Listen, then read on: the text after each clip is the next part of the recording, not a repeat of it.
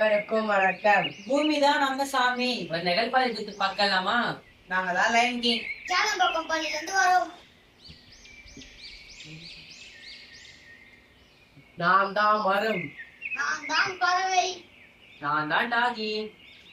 நான் தான் மலை. நான் தான் குரங்கு. நான் தான் சிறுவன். ஐயா, என் நண்பர்கள்லாம் அழிஞ்சிட்டே வராங்க.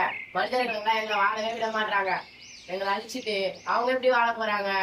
எங்களால ஆக்சிஜன் கிடைக்குது, மரப்பொருள் கிடைக்குது, உணவு கிடைக்குது. இதெல்லாம் தெரிஞ்சுட்டே எப்படி அழிக்கிறாங்க? அம்மா மாமா, போன வாரம் கூட என் தோழி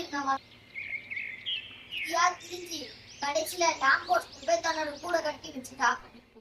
எங்களால மட்டும்தான் விதைகளை பறக்க முடியும். நம்ம என்னன்னா விதைகள் எப்படி பரவும்? பூச்சிகள் தான் பரவும். ஆமா செல்லம்மா, என்னதான் மனிதனுக்கு வசதினாலும் மனிதனின் தேவைக்காக எங்களை வாளிகள் அமைச்சு வெட்டி எடுத்து போறாங்க. ரோடுகளுக்காக புகை அமைத்திருக்காங்க. இயற்கையான ஆற்றுப்படிகள் அழியதால மழை நேரங்கள்ல நிலச்சரிவு மாதிரியான இடர்பாடுகள் ஏற்பட்டு எங்கள் கூட்டத்தின் அழகே அரணே பாழாகுது. யாச்சி பரவாயில்ல தாத்தா, பாடி புரிய இடம் இல்லாம யாராவது தின்ன தருவாங்களா, தண்ணி தருவாங்களான்னு பிச்சை இருக்கிற பொழப்பா இருக்கு என் பொழப்பு. எங்களை வச்சுதான் ஆராய்ச்சிலாம் பண்றாங்க. நம்ம என்னன்னா எப்படி எங்களை வச்சு ஆராய்ச்சி பண்ணுவாங்க? ராணுவத்திலையும் காவல்துறையிலையும் எங்களை போல வேலை செய்ய ஒருத்தன் பறந்துதான் வரணும். எங்களை வளர்க்குற மனுஷங்களுக்கு மன அழுத்தத்தை குறைக்கிறோம். எங்களை போல பாசக்காரங்க யாராவது உண்டா? நானா நல்லா சாப்பிட்டா வரட்டு கருத்துங்க. ஒரே ஒரு மரத்தடி கிடைச்சா போதும். ஆனா இப்போ இருக்க எல்லாம் மரத்தையே வெட்டி வீடு கட்டிட்டாங்க. யார் வீட்டு செட்டு போய் படுத்தா பார்த்த உடனே கல்ல நாய் பழம் பார்க்க ஒரே சந்தோஷமா இருக்கீங்க போல. ஏன் என்னாச்சு? நான் சொல்றேன் மரமா வந்து வெட்டா கவலை, மரவ தங்கச்சிக்கு கூறு கட்ட கவலை, மலை தாத்தாவுக்கு குடையிற கவலை, நாய்க்கு தூக்குற கவலை, எனக்கு தீர்த்த கவலை.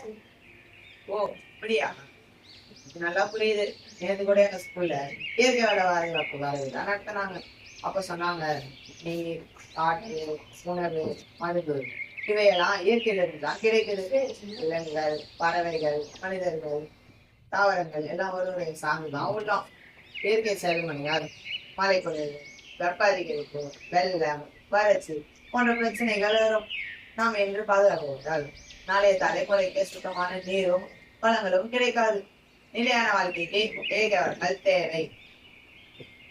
சூப்பரா தான் சொல்லியிருக்கான். பள்ளி மாணவர்கள் கிட்ட ஒண்ணு சொன்னா அவங்க மனசுல ஆழமா பதிஞ்சிடும். அவன் எதிர்காலம் அற்புதமா மாறிடும். நம்ம கவலை எல்லாம் தீர்ந்துச்சு. ஆமா ஆமா ஆமா.